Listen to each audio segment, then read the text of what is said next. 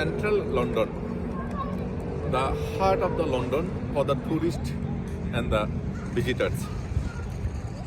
লন্ডনের এই সুন্দর ভিউ থেকে আপনাদের সকলকে শুভেচ্ছা জানাই, প্রার্থনা করি লন্ডনের যেমন সারা বিশ্ব একসময় শাসন করেছিল ইংল্যান্ড, ঠিক তেমনিভাবে আপনারা সবাই সেই রকম যশস্বী হন, যার মধ্য দিয়ে সারা বিশ্বকে যেন আপনারা প্রতাপশালী করে রাখতে পারেন, নিজের জীবনকে যেন সুন্দর করতে পারেন এবং নিজেকে যেন আরও আলোকিত করতে পারেন। ভগবান তথাগত বুদ্ধের ভাষায় যে অর্থদ্বীপ ভব, নিজেকে আত্মদ্বীপ করে প্রজ্বলিত হব, ধর্মাদ্বীপ হব, যে ধর্মের আলোক আলোকিত হব।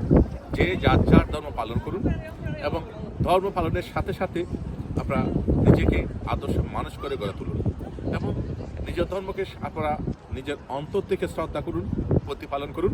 পরধর্মের প্রতি, প্রত্যেকটা ধর্মের প্রতি আপনারা মৈত্রী সম্পন্ন হন, প্রত্যেকটা ধর্মকে ভালোবাসুন, প্রত্যেকটা ধর্মগুরুকে ভালোবাসুন।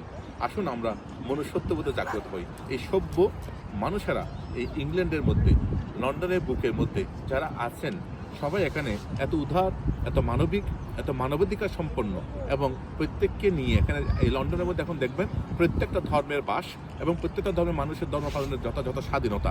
এই ইংল্যান্ডে থেকে আপনাদের সকলকে আমি বৌদ্ধ ধর্মগুরু অরুণজ্যোতি ভিক্ষু আপনাদের সকলের মঙ্গল কামনা করছি।